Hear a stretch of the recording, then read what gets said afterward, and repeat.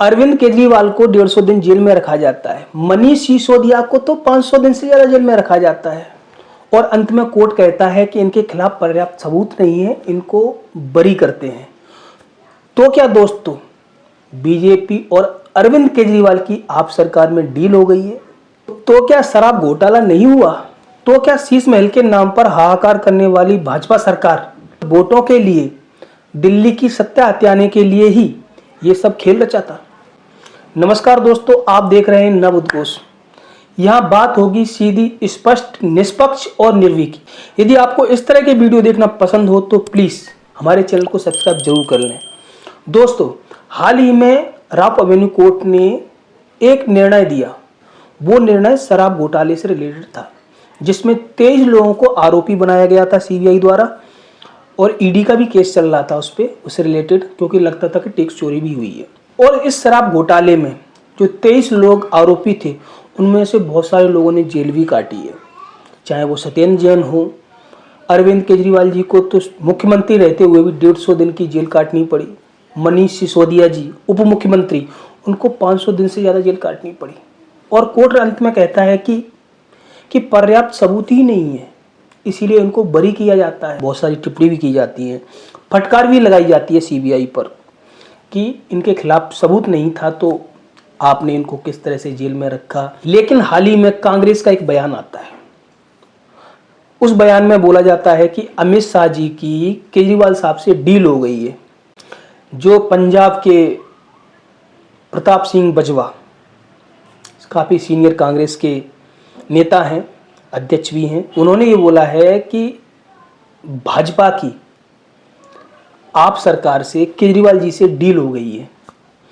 वैसे तो इंडिया गठबंधन, जो विपक्षी गठबंधन है, विपक्षी सारी जितनी पार्टियों ने मिलकर बनाया है, उनको एक होकर रहना चाहिए। लेकिन भाजपा का यही तो खेल है कि बीच में कहीं ना कहीं वो फंसा देती है, और कांग्रेस ने वही किया। कांग्रेस बोल रही है कि आप भाजपा से मिल गई है। अब विपक्षी गठबंधन जितने भी हैं, उनमें आपस में इतनी खिंचतान रहती है, उसी का फायदा भाजपा उठा ले जाती है। जिस तरह से आम चुनाव से पहले, लोकसभा के आम चुनाव से पहले, या कहें दिल्ली के विधानसभा चुनाव से पहले, इस तरह का जो माहौल बनाया कि केजरीवाल साहब का बहुत बड़ा शीश महल है, उन्होंने जनता के पैसे को लगा के रखा हुआ है और शराब घोटाले में बहुत सारा नुकसान हुआ, शराब घोटाला किया। और आज कोर्ट बोलता है कि वो शराब घोटाला केजरीवाल जी से संबंधित नहीं था। शराब घोटाला हुआ कि नहीं हुआ ये भी नहीं पता, और ऐसा कोई प्रथम दृष्टया दिखता भी नहीं है। कोर्ट ने बहुत सारी टिप्पणी की दोस्तों। लेकिन मैं आपको एक और बात बताऊं ईडी के बारे में, जो हमारी मनी लॉन्ड्रिंग और टैक्स से रिलेटेड केस को देखती है।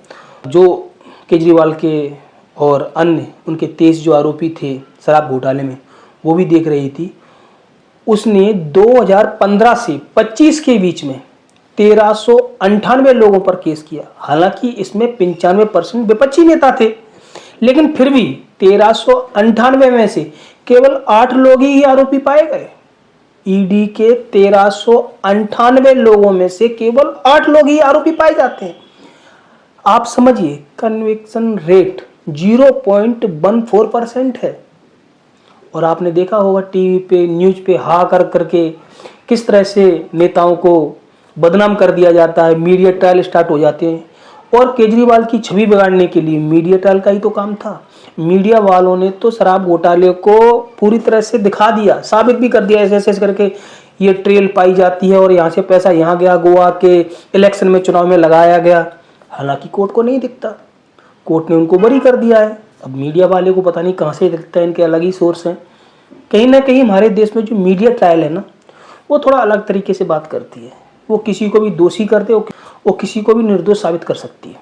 हालांकि इस शराब घोटाले की जो शिकायत थी, वो कांग्रेस के अजय माकन जी ने ही की थी। जो शराब नीति थी दिल्ली सरकार की, उसमें शराब घोटाला हुआ है, वो अजय माकन कांग्रेस के उन्होंने ही की थी।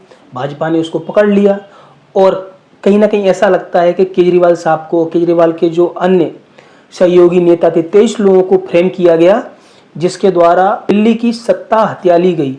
क्योंकि विधानसभा चुनाव से पहले ही दिल्ली के केजरीवाल साहब को गिरफ्तार कर लिया जाता है, मनीष सिसोदिया जी को गिरफ्तार कर लिया जाता है, संजय सिंह को गिरफ्तार कर लिया जाता है, सत्येंद्र जैन को गिरफ्तार कर लिया जाता है।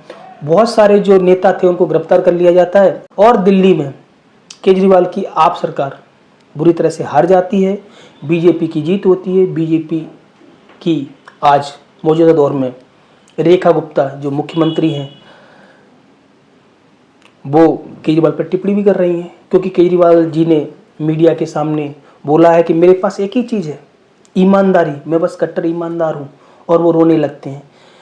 दिल्ली की मुख्यमंत्री जो मौजूदा हैं रेखा गुप्ता जी, वो तो कहती हैं घड़ियाली आंसू है। भैया ये घड़ियाली आंसू, अगर ये घड़ियाली आंसू हैं तो हमारे मोदी साहब तो पता नहीं कितनी बार रोए हैं। वो आंसू कौन से हैं मैं तो नहीं बता सकता, ये तो आप बता सकते हैं या हमारे दर्शक बताएंगे कमेंट करके।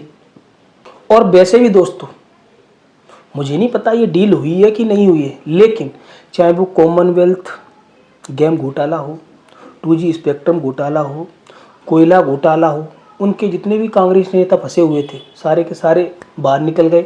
70% नेताओं ने तो बीजेपी ज्वाइन कर ली और बीजेपी की वॉशिंग मशीन ने साफ कर दिया।